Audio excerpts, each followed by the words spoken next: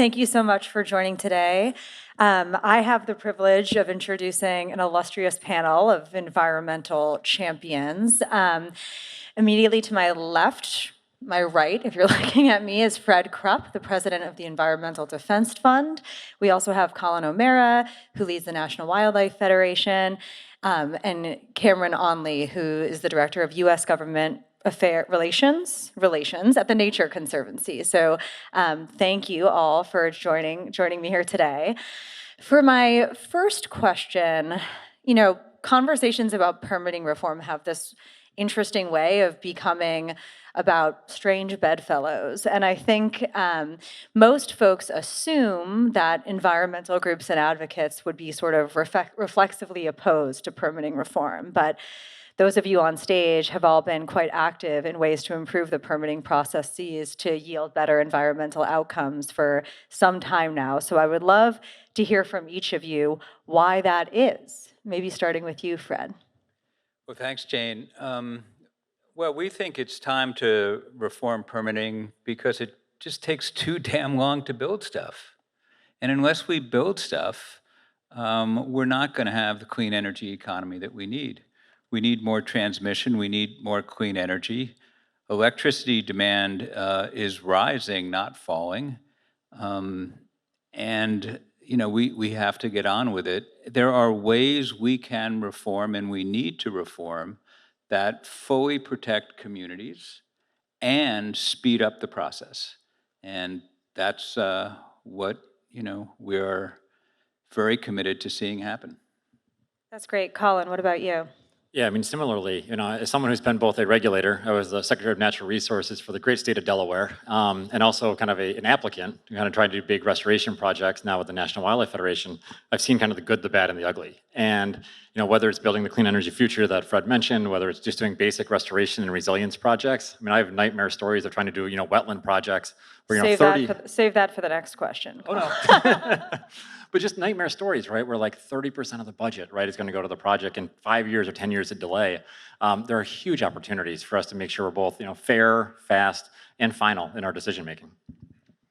I'll jump right in. You're going to hear a lot of the same themes, it sounds like. So thank you for the question, and thank you for allowing us to be here. So I can speak on behalf of the Nature Conservancy. We've been involved in these issues for quite some time. We've done large-scale ecosystem work for a long time. We're celebrating our 75th birthday this year, and what we've always led with is the data-driven practical solutions, and part of that data-driven comes from the work that we do across this country, working in all 50 states and now around the world, but in particular these states, we're talking about the US here. And it clearly shows that we need to move faster on our clean energy work, on our energy work directly, as well as large ecosystem restoration. So we can create that balance between the need to solve climate issues, energy issues in affordable, reliable ways, as well as balancing those impacts on the lands and waters, which all of us rely on, that drive the economy also. So it is time for us to work, and we've been working on this with this group and with others, and it is time to move forward. Okay, this is where we ask Collin to really opine on some of his experiences dealing with the permitting regime.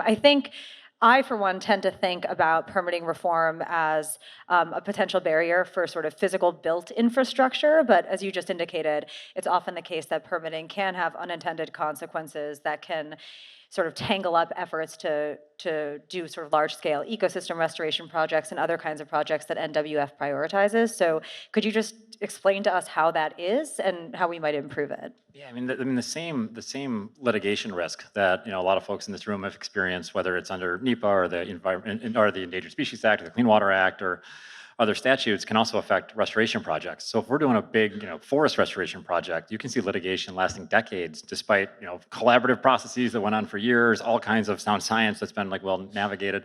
After Hurricane Sandy, it's just, I guess, dating myself a little bit now, but it was easy to replace culverts that failed, that were too small, with the same thing instead of building a bigger one, right? That would have actually solved the problem. One didn't require a lot of permitting. The other one would require like a full-blown EA or EIS.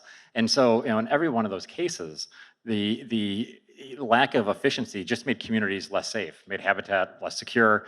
It was bad for both wildlife and people. And so, even though a lot of the conversation, over today has been around NEPA, and there's obviously efficiencies to be gained there. one of the things that I was spending a lot of time working with Chairman Capito and with Rankman Whitehouse and and Chairman Westerman and Congressman Hoffman, is the other statutes, right, that can create huge gains for conservation, but also create great certainty for all of you. And I'll just give one example in the Endangered Species Act. Right now, again, there's a huge debate that's been going on for 40 years around the ESA, but there's programs in there that give additional certainty for incidental take permits, or there's additional certainty for folks that are doing proactive work. So there's safe harbor provisions. Most of that hasn't been written in code ever. Most of it's just in regulations that end up getting overturned or kind of having different parts kind of ripped in the courts. And so having those kind of things in Section 6, there's huge opportunities around empowering states is another one. Section 7, making it more efficient. But again, making sure these things that would lead to better conservation outcomes and better wildlife populations, better recovery practices, and much more certainty, much less litigation, and de-risking the projects that we need to build for our national security and our economic future is a huge win-win, and something that's not partisan if we can just kind of get the momentum to get a package together. That's great. Fred, I think, given everything that's happening in the world today, in the permitting conversation, hear a lot about the need for interventions that guarantee more certainty in the permitting process. But one thing that I've certainly heard from folks on your team and in environmental organizations more generally is the opportunity this moment presents to advance transmission reforms. So I'm wondering if you might say a word about why transmission reforms are so important and why you think that ought to be a priority for a permitting deal. Well, we don't need to go back too many days. The storm last week had the potential to cause tremendous disruption, but in the areas that had interconnected regions with transmission, power was able to be sent from one region to the other, minimizing the disruption. In the areas where transmission lines were inadequate, like the Northeast, power prices skyrocket and consumers are going to pay the price. So, that's a clear example, but we need reliability, we need affordability, and transmission is key to getting a lot of the clean resources, online, and solving those problems, keeping prices down. It's ironic that the other thing we need is certainty, of course, too, as you mentioned in asking the question. It's ironic in an administration which has called for energy dominance that the administration is restricting supply, leading to higher prices, just the law of supply and demand. So transmission and certainty for us are the prerequisites for having a deal on permit reform. That's great. Kameran, TNC put out a report last Congress, I think, that made some really useful, I thought, recommendations about what a path forward on permitting might look like that benefits both the natural and built environments. I'm wondering if you might want to say something about some of the things you were most excited about in that report and how you see it moving forward. Thank you. We've been working on this issue for quite some time, and we have folks out in the country on the ground working with businesses and communities with the recognition that we need to advance energy and have a mix of energy solutions and do this in an efficient and expedited way, as well as balancing those needs that they all care about in their communities as it relates to nature, clean water, clean air, forests. And so we put out this report with the hope that it would be pretty comprehensive to offer up a lot of solutions and policy ideas, but also kind of long-lasting. Like we love that, and evergreen that can live on for a little while. And one of the things when we were in there really thinking about and thinking through, what does good permitting look like? What is good permitting? Much like we do want it coupled with, a good transmission policies and otherwise. But good permitting is really about bringing in people early and often, the communities where these impacts happen, where these things are being built. We need to build them. We need to build them fast, and we need to make sure that the communities are involved. So it's really about having that community involvement early on, and then making it more efficient. Efficient is another way of saying fast, but the efficiency is really about making sure that we're not doing the reviews over and over and over again, so that we can move those forward and make it faster. And then the last, we mentioned predictability. It's making sure that the project folks, all of those involved have the predictability and the transparency of understanding what does the process look like, and as importantly, how do we get engaged? All three of those can help to reduce conflict in the end, which ultimately stalls the process. And so again, those are three of the big themes that are coming out of that report, and definitely can get you a copy of it. So thank you. Go ahead. If I could just jump in here, I think getting our experience shows, and our research, which is published on our website, shows that getting the communities involved early is so important, because then you can begin to negotiate, how does it make sense for this project to go forward in a way that's a win-win for all the stakeholders. In some cases, tribes have taken partial ownership of transmission line. In other places, routes have been negotiated.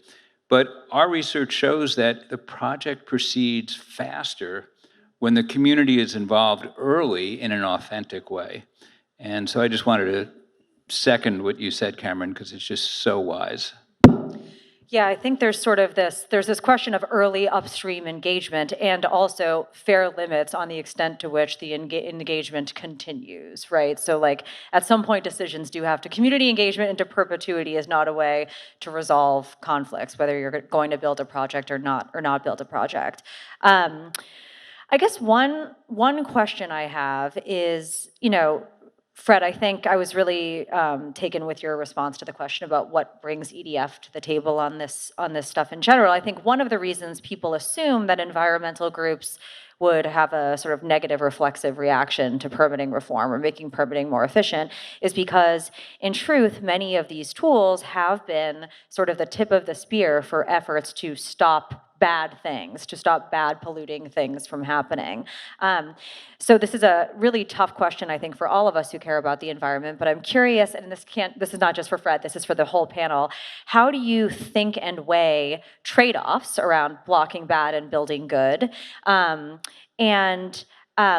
has changed in the last decade or so that make you more bullish on enabling building kind of everything rather than, if anything? Jane, I'm old enough that we can go back even more than a decade. And when NEPA was passed, we didn't have cell phones. We didn't have artificial intelligence. The world has changed. So the need to protect communities is still there and is still legitimate.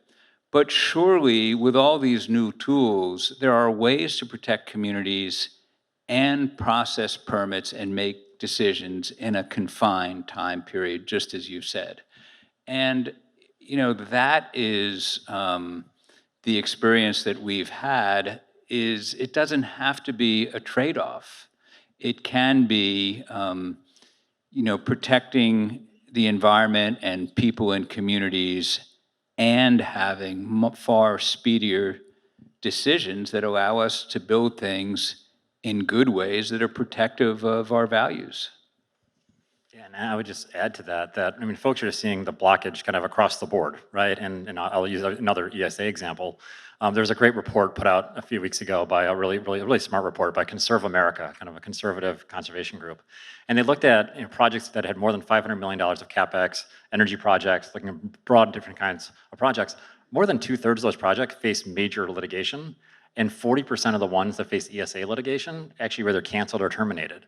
Yet the species in those cases, none of which didn't accelerate the recovery of any of those species at all, and in almost every single case, the cost of recovering the species was less than 1% of the cost of the project. So instead of having a conversation about how do and I'll use the Mountain Valley Pipeline as an example, not on the merits of the project, but there are two small species. One was the candy darter and the Roanoke log perch. Saving those two species was estimated to cost about $30 million, $30 million with an M. The project went from a $3.5 billion project when it was proposed in 2014 to a $9 billion project when Senator Manchin and Senator Capito put the judicial override in the bill a couple of years ago. all four species we could have saved. And so again, like our interests are aligned in that if we want to have better species recovery, we can do it in a way that also provides regulatory certainty. And there's a bill called the Recovering America's Wildlife Act that would fund the state agencies to do exactly that kind of work. There's these smart solutions that I think a lot of folks in our community have been seeing for years, that it doesn't have to be win-lose. It can be win-win if we do it together and we do it in a smart way. I'll just double down on the win-win, but what has changed, and Fred, you mentioned that, is just the demand for energy. The meeting that demand for energy is not what we would have thought even 10 years ago. And so doing that, we really have to be thoughtful about the way we are, the mix of energy that we're using. It requires a diversity of mix, as well as how to move this infrastructure onto our landscapes and waterscapes, and what does that look like for the country, and so that balancing. And that's what's really changed, but I think people and the data, the technologies, bringing that all to bear, because we can process information faster to make those faster decisions. But I'll go back to Fred, it's the early on engagement with communities that is really gonna matter to moving this forward. The other thing that's changed, in addition to the demand for energy, is that the prices of clean energy have come down 70, 80, 90%. And right now, with affordability being the issue that it is in America, for good reason, we have the wind at our back. If we can reform permitting, we can bring prices down, bring reliability up, do transmission at the same time in a way that gives consumers relief and makes America a healthier place to live. Yeah, I think the Rhodium Group released a report. So much of the conversation about energy supply for growing demand is focused on the near-term build-out of data centers, but Rhodium released a report that, something like half of the demand growth for electricity in the coming decades actually has nothing to do with data centers. It's about the electrification of other parts of the economy. So I think that just underscores the importance of being able to build more electricity supply and transmission as rapidly as possible. Okay, we're getting close to the end of our time, unfortunately, and I was told by Zan Fishman that everyone has an assignment, which is they all must tell me if we can do a permitting bill this Congress, this year. Who wants to start? Collin, you look excited. It's my normal state. So I have a 2-year-old, so I don't sleep. So I'm just kind of constantly trying to not go full narcoleptic.